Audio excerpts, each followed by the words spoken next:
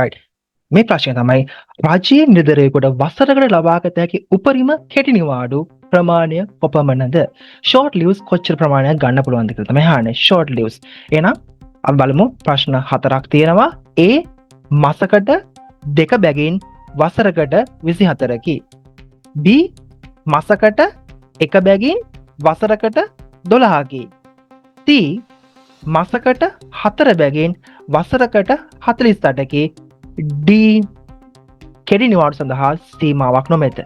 පිළිතුර වෙන්නේ රජයේ නිලධරයෙකුට වසරකට ලබාගත හැකි උපරිම කෙටි නිවාඩු short leaves ප්‍රමාණය තමයි අහන්නේ. ආයතන සංග්‍රහයේ 12 වෙනි පරිච්ඡේදයේ 35 1 කියනවා. ආයතන සංග්‍රහයේ 12 වෙනි පරිච්ඡේදයේ 35 1 කියනවා මාසකට 2 බැගින් පැය එකමාරක් ලබා ගන්න පුළුවන් කියලා. මාසකට 2 බැගින්. එහෙනම් මාසකට 2ක් නම් වර්ෂයකට මාස 12ක් තියෙනවා.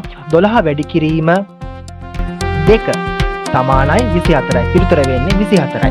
මාසකට 2 බැගින් වසරකට 24ක් short leaves ලබා ගන්න පුළුවන්. right. අපි බලමු උත්තරය නිවැරදිද කියලා.